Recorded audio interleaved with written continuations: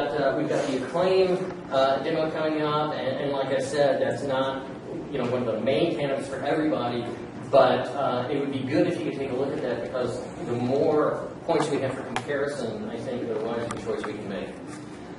Speaking of commercial portfolio platforms, two other developments, and then we'll get into the stuff for today. Task Stream, within 15 minutes of the last webinar, I got a thank you note along with the link to the complete webinar audio and video. I sent out that link via email. It's also available on Blackboard in perpetuity, or unless something happens to Amanda, the Blackboard site crashes. But that's out there. The other thing that Ben Coulter offered, that I took it up on, is he said, hey, if your folks would like to get a feel for how Task Stream really works, I'll be happy to enroll everybody in test accounts so you can just kind of look under the hood and get a feel for it. And I said, absolutely. And so without your permission or anything like that, I'm sending him all of your email addresses, and he will send me, I don't know if he can broadcast it directly to you, so I think he'd have to send it to me, and then I email to all of you just the specific login info and things like that, and you can test that out. Okay. Now, you might also recall that we had two webinars with Digication. Okay? I have yet to receive a link to the video of those, even though I requested the link before the webinars, and I got a reply from them saying, oh, we'll give it to you, as soon as the webinar's done. And the FAQ sheet, she said. Exactly. That's the second thing. Not only did I ask for that, but during the webinar, and I have witnesses, right? Yeah. I mean, during the webinar, she said, well, a lot of the issues you might want to include in your rubric, we have in our FAQ sheet. I'll be happy to send you that. Yes, please send me your FAQ sheet. Haven't seen anything. And, I'm really old school on this sort of thing, but particularly when I'm interviewing job candidates and stuff. But we also never even received a thank you. And my job is to present all of these platforms as impartially, objectively as possible, and to try to show them in their best light. I know everybody likes to hammer on Blackboard, but I think we also saw some things about Blackboard that to students might be comfortable, okay, because it's a familiar setup. It's like their course, okay? I'm reaching here, Joyce. I'm trying to be nice to Blackboard. But I just find, be nice to you. Yeah. Well, I just find it rather odd that the person who conducted, and I'm glad this is on camera. I'd love to show this to the Digication people. But I find it odd we had two webinars in Digication, which were conducted by the co-founder of the company, no less. Right? And we still can't even get a darn link to the webinars. Never fulfill the, oh yeah, we'll send you the FAQ. And in the rather curt email I'm going to send them today, I'm giving them 24 hours to get us that webinar address. And we'll point out that this does not speak well of their ability to support adoption of several 100,000 students if the co-founder of the company can't even respond to two simple requests, one of which she initiated, which was the FAQs. In that email, can we get test accounts? Absolutely. Yeah, and you're exactly right. And in fact, that's a good observation. The way that I'm doing it is, look, if we're going to have test accounts in one platform, let's have test accounts in another platform. The other thing is you actually already have test accounts in another thing that we're going to find out more about. And I'm actually using this in a very different sense. I'm going to be using it, well, we're all going to be going into this platform to do our sample rubric usage and apply the rubrics to ePortfolios. We're going to be doing that in a tool called Mobius Slip. Some of you may have heard of that. I know those of you in the digital area certainly have. Mobius Slip it's not anything to do with lingerie, but it stands for Social Learning, Student Learning Interactive Platform. Okay? And Mobius, they can tell you about it, has nothing to do with like the singer of Moby. Well, maybe a little. But anyway, that actually is a product that was developed here at UNCG by our colleague Eric Ford over in the Bryan School over in business. And it is primarily a tool for a pretty detailed, not just sharing of writing products and things like that. And it's not just writing products, it's sharing of student work. Most people use it for writing. The reason I'm using it is because it has incredibly detailed data dealing with multiple evaluators of something. So what it'll do is it not only will it calculate the usual sorts of things such as measures of central tendency and variability and things like that, but what it also does is it tracks individual rater scores so you can see who are the outliers in ratings and in which direction. You can also filter the results for analysis, so we might find that Brandy is really unusually tough on students in doing FFL portfolios. But everywhere else, she's soft. Well, we have data for that, and we can say, okay, you might want to take a look at how you're evaluating this. And you can do this in all sorts of ways. However, I'm not going to sell that one way or the other for other uses. I'm using that because it's something we have right here. It's real easy for that purpose. If you like, Eric is just very, very eager to include that as an audition, part of the audition for ePortfolio platform. So I'll be happy to throw that in the mix. We're going to have to make that choice pretty soon because I'd like to think that by the time I go to the general administration, that I can say, okay, here are the candidates that were chosen, and here's why. Okay. And then we can work on the rubrics. The final thing, a lot of housekeeping, a lot of activity going on. The final thing is I had yet another very, very detailed conference call with Pearson Education Consultants. This is the consulting part of the company.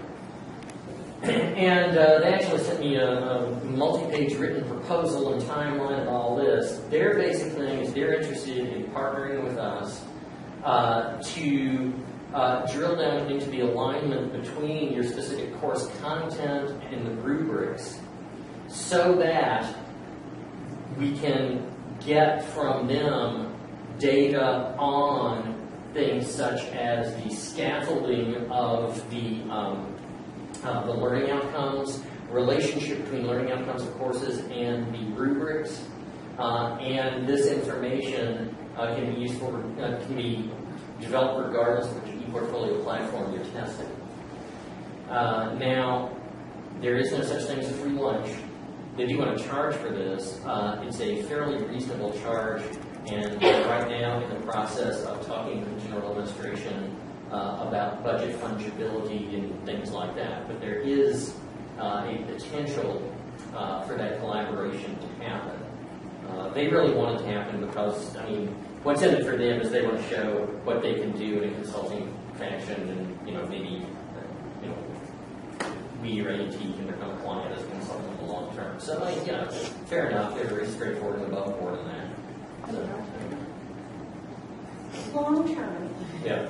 In terms of funding, with any of these commercial products, are we ever going to be looking at a situation where we're asking students to pay for it? That's an interesting question. There are different funding models that all of these platforms use. Obviously, not the open source types of thing, but you do get what you pay for in funding. Really?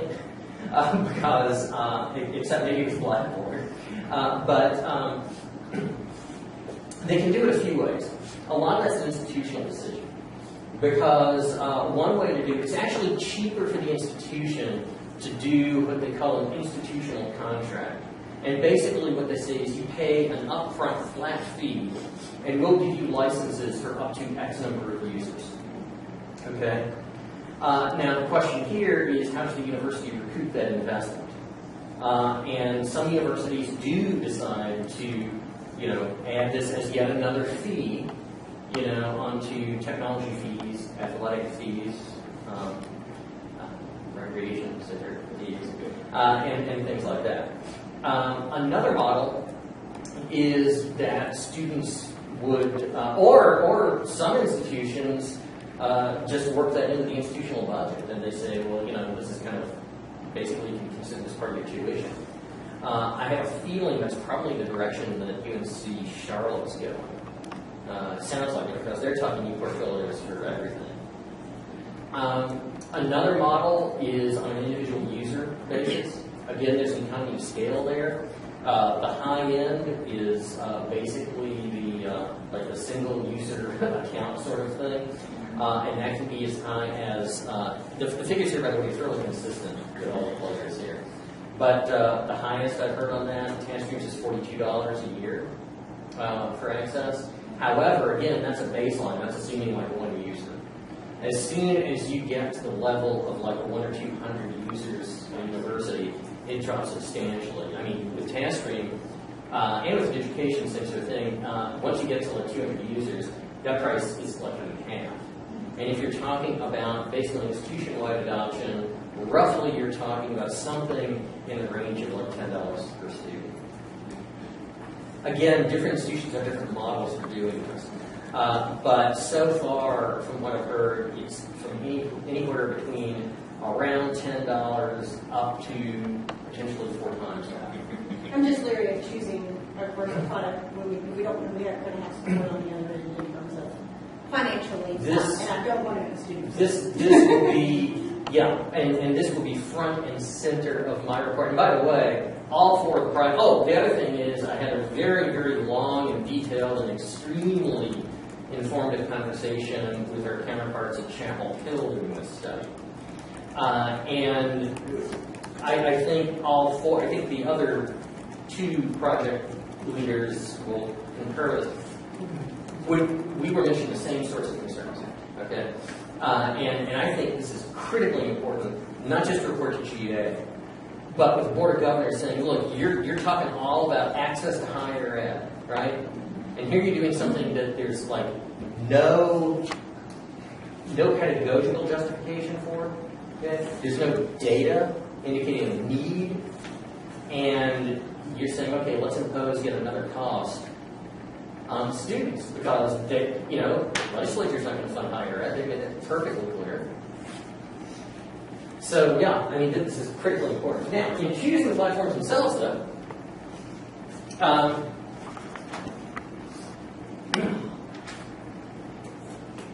what we've got is 3 categories of stuff. I wanted to keep this relatively simple.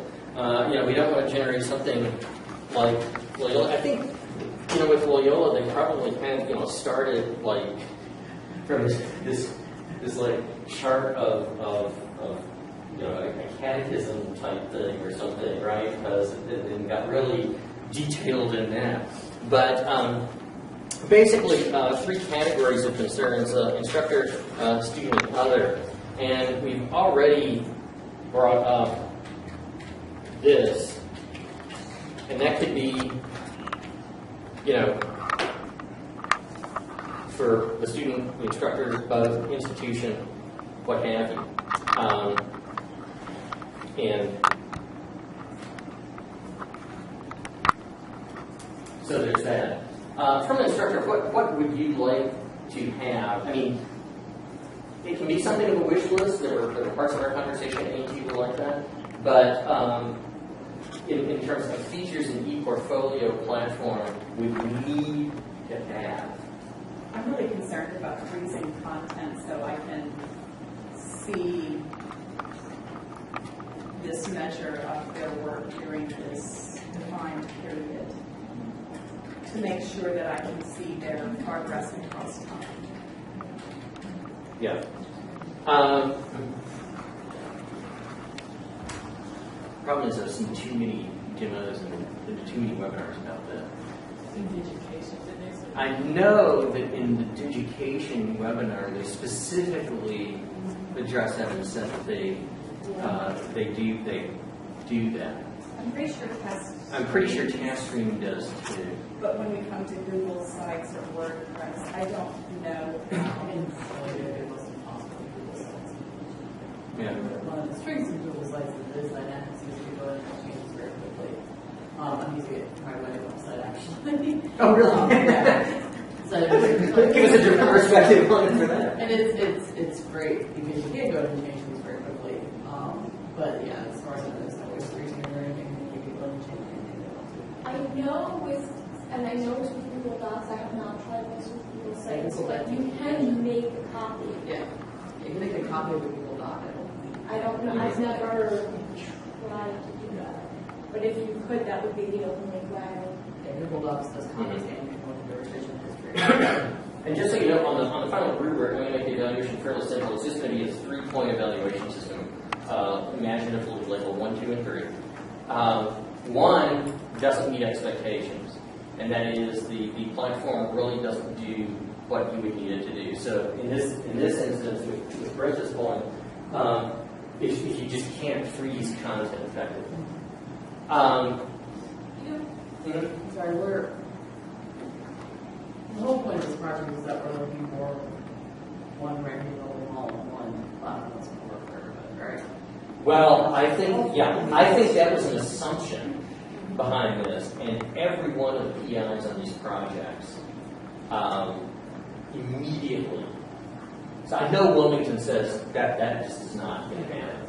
Yeah, Google Sites would be great for my SSC 400 students where they're doing it once, that's it. There's no progression or anything like that. It would be great for grade 6 because they could easily listen to the other comments that we're talking about. So, Well, one of the things with Google Sites, and I think I'll put this in here because I just reminded me. One thing with Google Sites, for campuses that are Google institutional clients, and we are, I don't think AT is. Anyway, we are a Google institutional client. For that, your Google Sites has this interesting thing where, if you're a Google institutional client, your student information, your students automatically have, with a single login, the ability to interface pretty seamlessly between Google Drive. Okay, granted, it's 5 gigs is the default storage space, something. Google Drive and YouTube, as well as their email accounts, of course. So, it's just that we don't have to go necessarily with the same platform for everybody again. That would probably be. Actually, even in the proposal, I said, look, not only are you not going to find a single platform for every institution. There's one exception to that, by the way. If you go with TaskStream, and the reason I say that is every education major has to do TaskStream as part of their certification, and that is how they present professional credentials. Actually, that's largely a nationwide tool. It's actually required in North Carolina by DPI, Department of Public Instruction. Okay? And this was one of the things that I discussed with folks at Chapel Hill. And they said, well, if they're looking for a single platform, if it isn't TaskStream, then all the education majors are going to have to change midway through anyway. And obviously, this is one of the things that TaskStream tries to use as a leverage point in their sales. They go, well, since your school of ed's already using it, why not just expand? Okay, but yeah, this interface with actually, there are a couple of things. Interface with the learning management system. And hey, I think we did find one thing where Blackboard excels, as long as we're with Blackboard. But TaskStream also did kind of like install theirs inside of the Blackboard shell. Yeah, actually, I checked with TaskStream. We have 3 candidates for our learning management system that UNCG is going to use. Either we stick with Blackboard, or we go to Canvas, or we go with Desire to Learn. And just so you know, the order of those 3 is hierarchical in the sense that pretty much every product interfaces directly with Blackboard. That is, you can put it as a module within Blackboard, and what that means is the student has a single login and they go into all of the tools. And actually, I think Acclaim is doing that too. Pretty much everybody plays well with Blackboard. With Canvas, I know that TaskStream has the direct interface with that, so you can incorporate like as a module, as a content area in there that's built in, you know, like the column of content on Blackboard. I don't think that Digication has the direct interface. They said that you know, it is perfectly compatible, but there's not a direct interface built in.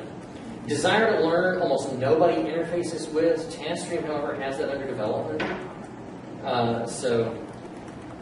You know, there's that to kind of think about. Interface with LMS and interface with, I think,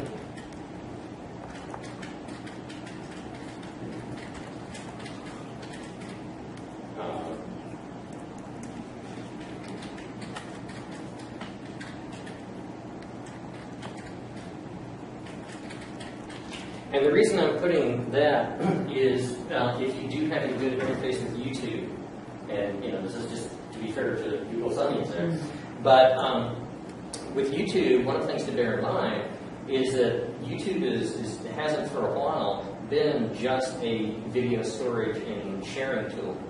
If you upload videos to YouTube, they have really bumped up their video editing capabilities.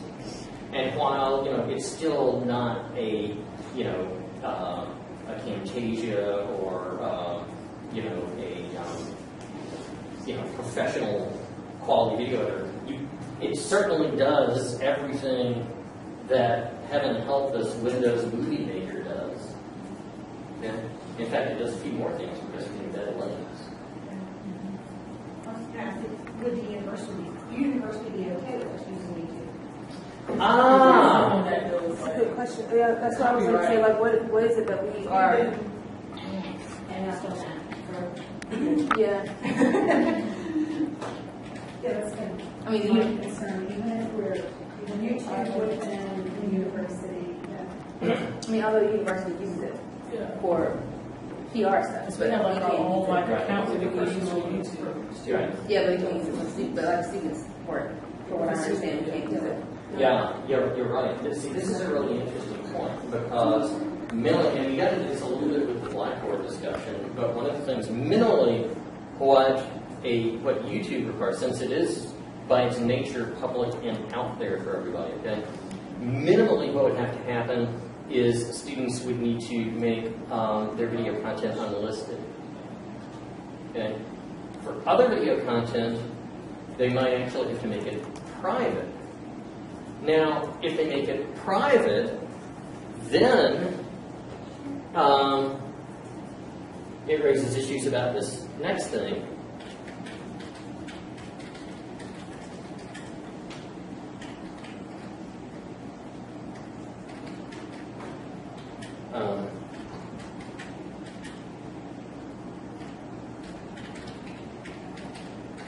That, let's say you want to make your e-portfolio available to an employer. Okay? What this would mean is somehow you'd have to figure out a way, think of an undergraduate doing this, right? Somehow you'd have to figure out a way to communicate, plus you said, allergic to e-portfolio. But somehow you'd have to figure out a way to communicate to that employer, oh, by the way, here's the URL for each video that's part of my e-portfolio. And who is going to go through your email and copy and paste those URLs? You want something that you can embed multimedia content in. And by embed multimedia content, this means not simply link out to it, but what it means is that within, and we saw some kind of nice demos of this in the TaskStream webinar, because they showed us some student e-portfolios where, like, the student was narrating her writing process, And then, without going to another document, without clicking anything, you actually saw an embedded graphic. Presumably, originally it was a JPEG file or something like that. But it was an image of like her handwritten draft with all these, corrections and comments and this and that and the other. And that was highly effective because you had the description of her writing process that was enfolding the embodiment of that process. Or like if you've got a video, what you ideally want, what users want, what employers want, what we probably want as a student says, okay, here's the link to my e-portfolio. And they're talking about themselves and they say, well, here I learned a lot from the people I studied with when I studied abroad. And there's a little thumbnail right there with a play arrow on it. Okay? And it's a video of the person, having a conversation with their hosts at the, their study abroad experience. So it's more than just a convenience. I mean, quite frankly, this is the sort of thing that students may well have to do in their jobs. Okay? I don't know if this falls within maybe the content building tools, but one of the concerns, like when I was at the ePortfolio conference, like Virginia Tech, one of the concerns they had brought up from their students was just not liking the platform in general.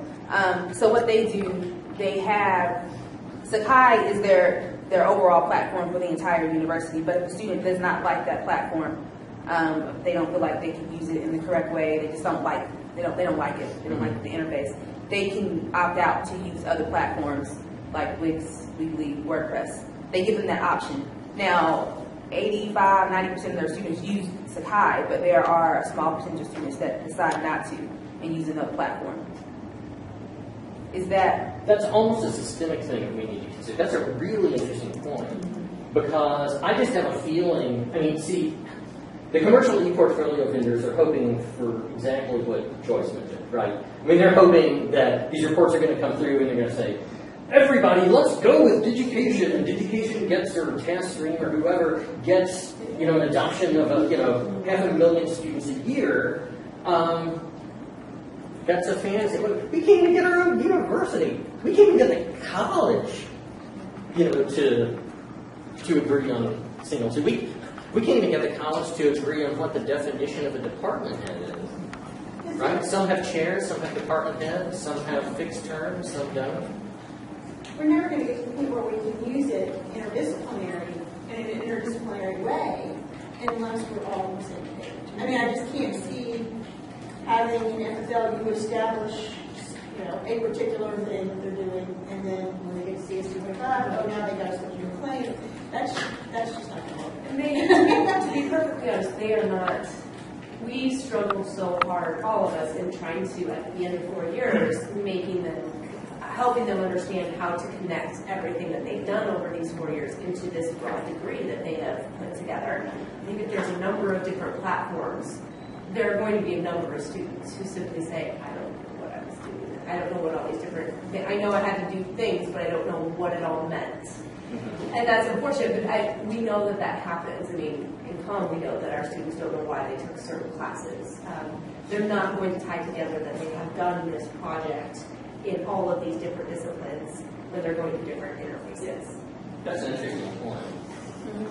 Yeah. They don't, because it's almost as if they're, part of the whole objective of e-portfolios that is touted in the literature, and I think with some justification, is sort of the ultimate idea of a synthesis of your education. That's a big part of your the student reflection. And it's really hard to synthesize things if it's each course or each discipline is its own little world, and they have to start from scratch every time they take a different course. But that's under. Well, go ahead. I don't interrupt you. Yeah, no. I was just saying in the literature I've seen a pro and a con of that actually.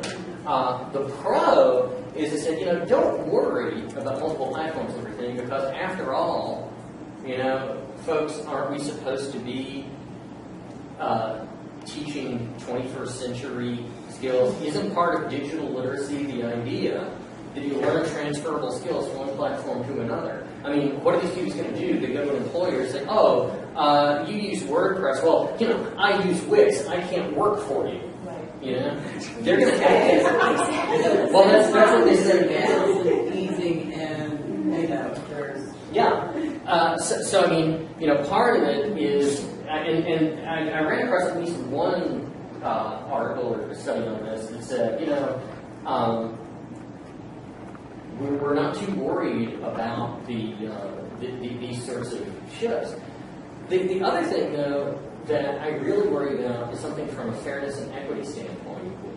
Because what I'm worried about is if certain students choose like a platform that's distinctively more robust than another, right? And I'm thinking of some of the things we saw in Blackboard, right?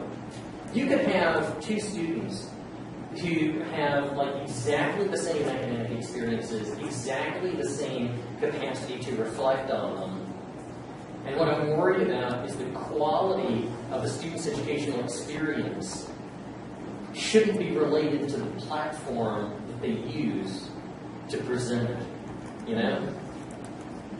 So I mean, and this is one of the reasons why a lot of these universities, like Loyola University of Chicago and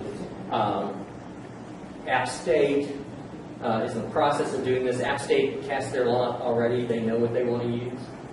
They're going to need Education Campus. UNC Charlotte, obviously, looks like they're going to be Mahara Campus. Okay?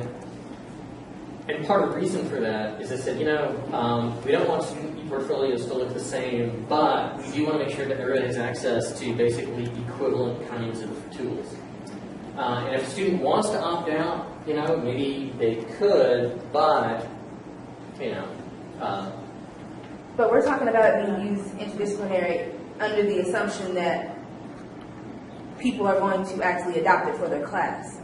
Because even if GA says that everyone in the system has to use a platform, that doesn't mean that every instructor on campus is going to use that system. So you could potentially have a student that takes FFL and we start out with the platform and then never use it in another class because a faculty member or instructor never actually uses it again. So even because there's no requirement for for every discipline to use it, right? Yeah, I mean that would require. So you see what I'm saying? Yeah. So it's under the assumption that we want it to be interdisciplinary, but at the same time, there's no requirement that every discipline has to use it. Yeah. So we're sort of still back at square one. So we can still have a student start out using a platform in one of our introductory courses, and then never even use it again on campus. But yet, there are some, and to some extent, the thing is just a disciplinary fashion. I know one of the reasons Amy Strickland is doing this in her nutrition classes is she said, well, we're going to be using e-portfolios in nutrition, and it's driven by our external accreditation. Okay, that this is the way that we show that students are doing what our accreditation agencies say they're supposed to be doing. There are other disciplines that are much more loosely constructed. Understatement of a lifetime. And it's hard to say what would drive that. Other than like a university mandate. Good luck with that. George, Yeah, I was just going to say, kind of related to this whole concerns opt-in or opt-out or that kind of thing. Can you put under your instructor concerns simply ease of use for students? Yeah. And we need something, we had this conversation last week. We need something students can use easily. Otherwise, we spend a lot of time on sharing tech support because we know they don't call us expect first, they email us first. yeah. And just to add, And students are going to want to opt out if it's not easy. yeah, no, I think that's a good point, and I think one of the reasons why a school like for Loyola Chicago, they create a roadmap that's built around the e-portfolio. Yeah. So the students, they're guided in the process, and it integrates co-curricular and curricular. So it's a pathway from the time that they step on campus until they graduate. So it's much easier for them to be directed, and it is a university mandate. It's used across the campus. And it's very clear, the source in universities like that, it's very clear, like, students know at what points they're going to be drawing Yeah. work products for the e-portfolio. Okay. Now, to be fair, I mean, one of the ways that we could do that is, within individual departments. Now, that would definitely be a bottom-up type of effort. Hold on, But- before you progress on, one of the things that Student Resource Office is also partnering up with Career Services and the different advising centers is we have what's called MAPIT. And MAPIT is kind of that roadmap for your 4 years or so that you're here at the university.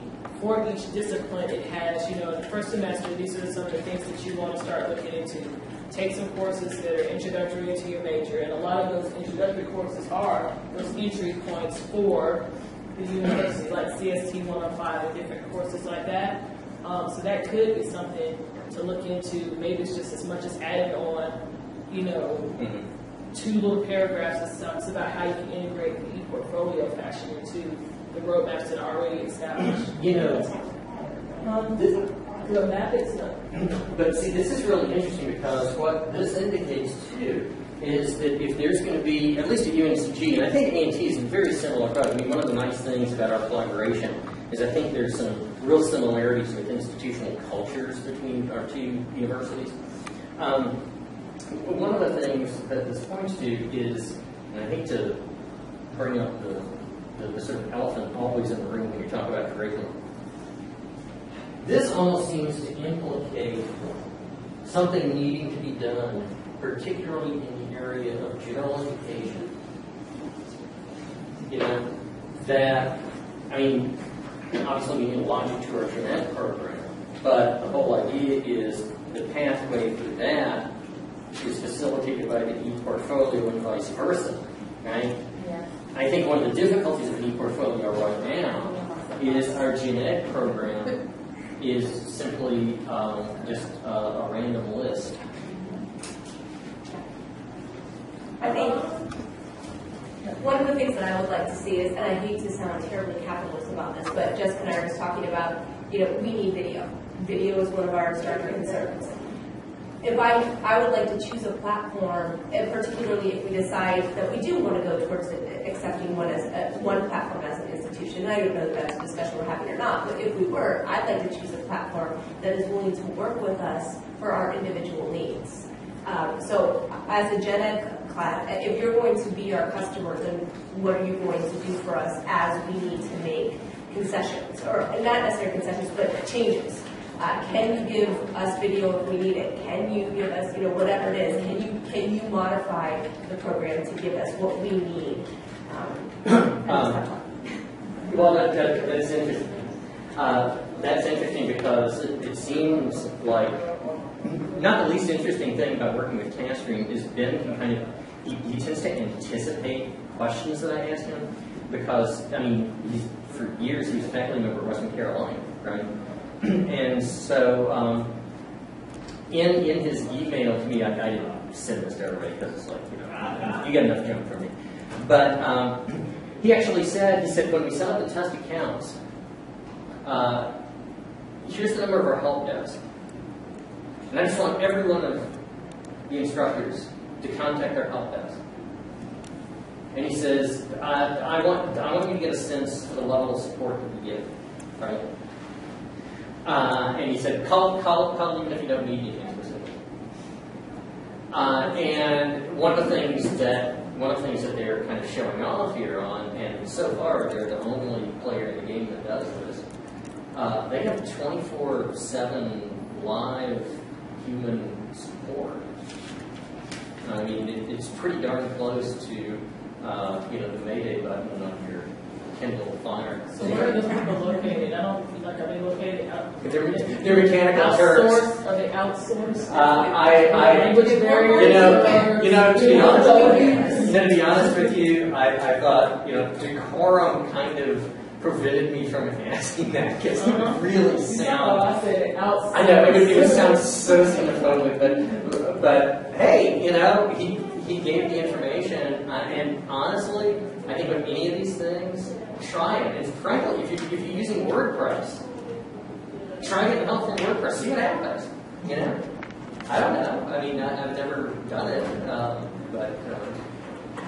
One of the points that I want to add, the instructor's concerns is the whole privacy part of it, where I know Education was saying that they have like various levels where you can connect with your instructor and maybe people on the review committee. Oh, yeah. And there was an option where if you wanted to make it public for you could, but I like that, the levels of privacy and access. I like it.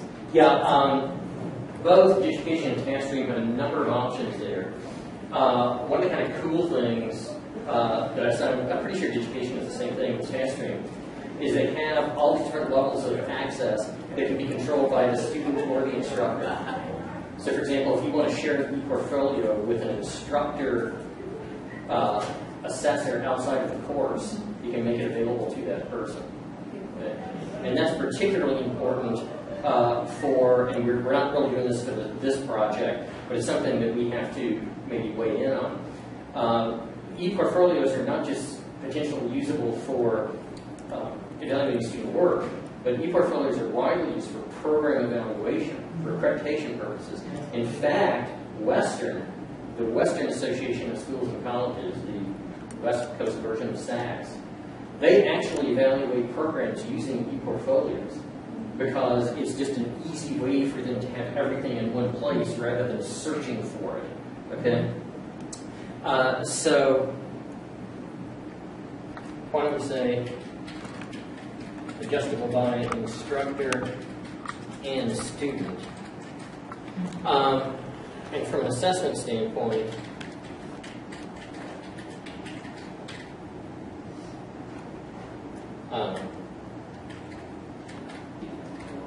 beyond course and the institution. Because when it comes time to evaluate things like Gen Ed, this might be the way to go. You know? I mean, wouldn't it be great if instead of, trying to scrounge up random student speeches somewhere on a plane, you say, okay, we're going to have a random sampling of students. By the way, speaking of random sampling of students, the TaskStream webinar for assessment purposes, one of the things that you can tell TaskStream to do is to say, look at all the e-portfolios from like our institution from time X to time Y. Generate a random sample. So apparently it has a randomization feature in there, which is interesting because data indicates, by the way, that even when humans try to randomize, they don't. Which is why we invented things like random number generators. There is an app for that. Other sorts of things. Is it, we're putting student concerns from our perspective. Will there be any student, of course there are going to be students to be able to use it in the fall. But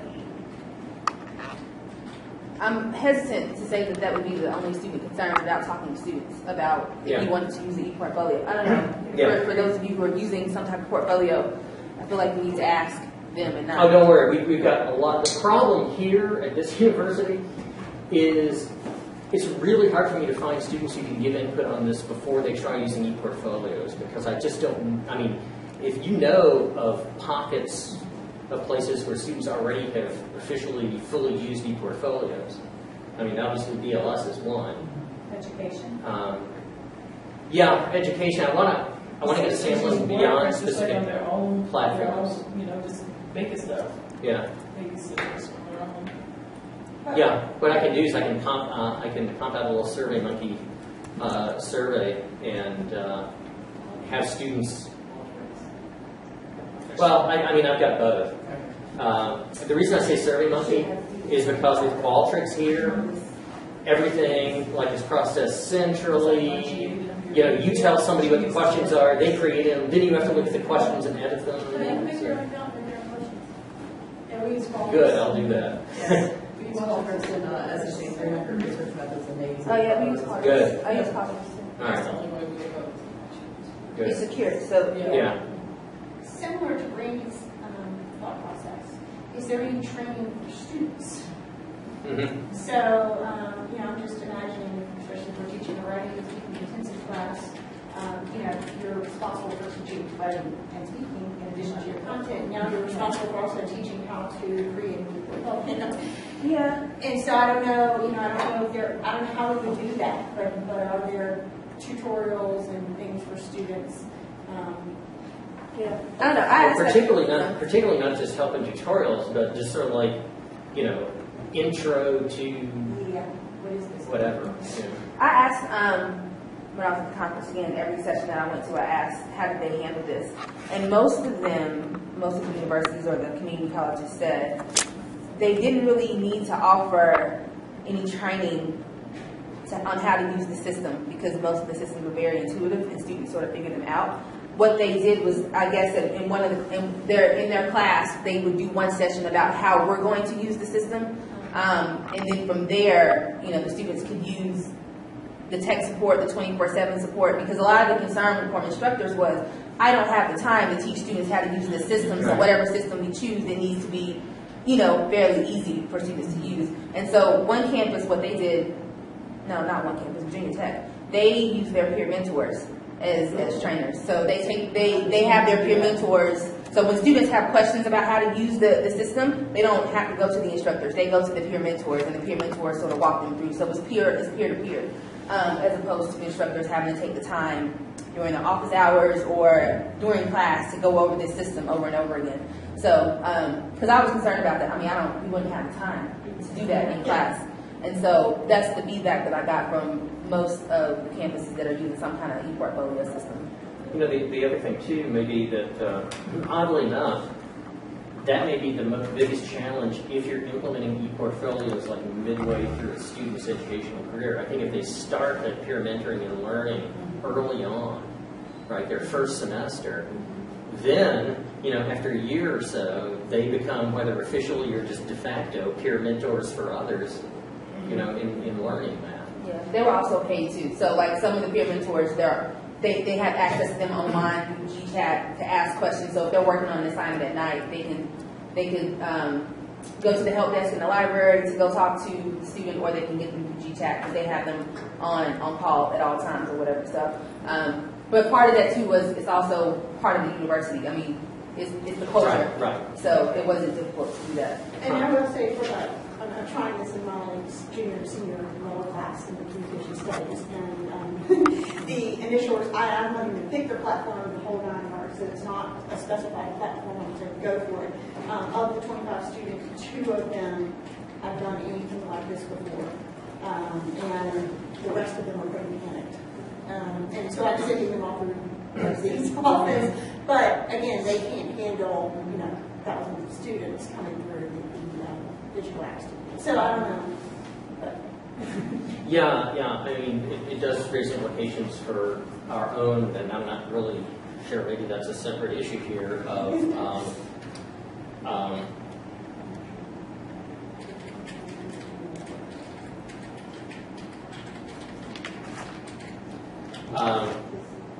The tech support and, I guess for lack of a better word, the student service infrastructure, right?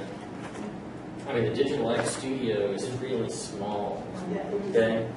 Not to mention the fact that, if you're talking about working with students in other capacities, the Writing Center and the Speaking Center budgets are being slashed.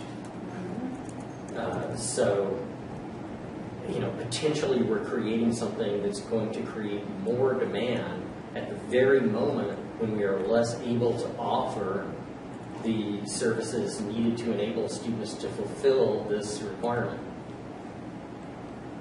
Be careful what you require.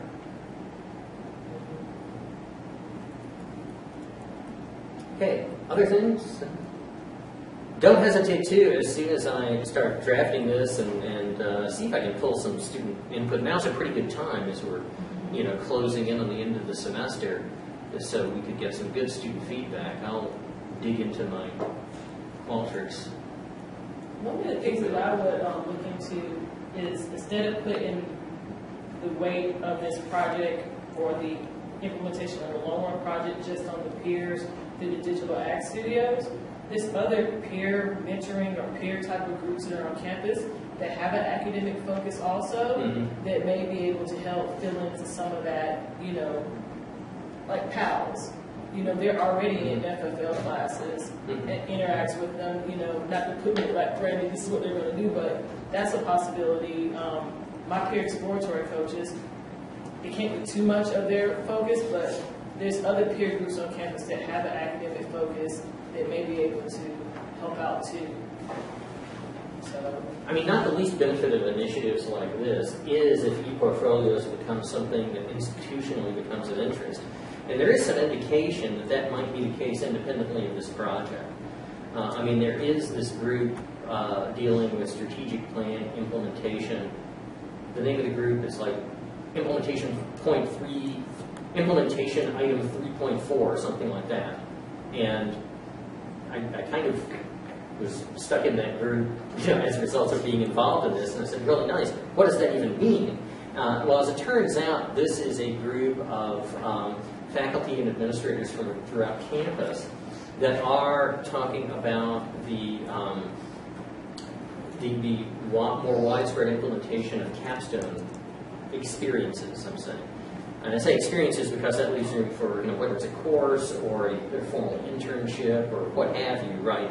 That there is some sort of central experience that synthesizes students' education, and obviously that would seem to be a good place for the fruition of your final e-portfolio. And one of the benefits of this sort of focus might be, hey, now we actually start understanding the focus of some of these student organizations, how they interface with each other, and also it gives us something productive to do. We have one in our department, and we're always, just, digging and digging. What can they do? What can they do? What can they do? I mean, we have an honor society in communication studies. It's nationally recognized as part of the National Communication Association, and we rack our brains figuring out, how can we get, these students who we know, or like some of our best undergraduate students. I'm pretty sure media studies might have some people that would be interested in it too. Oh yeah, computer science, Yeah, and I think part of the challenge is that because of their nature portfolios are interdisciplinary, we often don't know, what collection of people. One of the things that I've mentioned, and you can see just how much impact it's had, I've said very clearly, we talk a real good game about 21st century skills, and we have an early 19th century curriculum. And one of the issues is we really, really need to be offering eventually a full-fledged major, if not that, something coherent in the area of IDM, interactive digital media. Okay? We've got a little piece of it in media studies. We've got a little piece of it in computer science. We've got a little piece of it in some other places. But we need to pull that together. I mean, there are universities left and right that are putting together full-fledged degree programs in this. And we are, and the problem is, we kind of say, oh, well, we're kind of doing that. But it's like with student organizations. We need to find where these pockets are, find a way for them to interface with each other. Maybe that's an unforeseen benefit of e-portfolios a little bit. All right. I have to go get a prescription refill for my cat.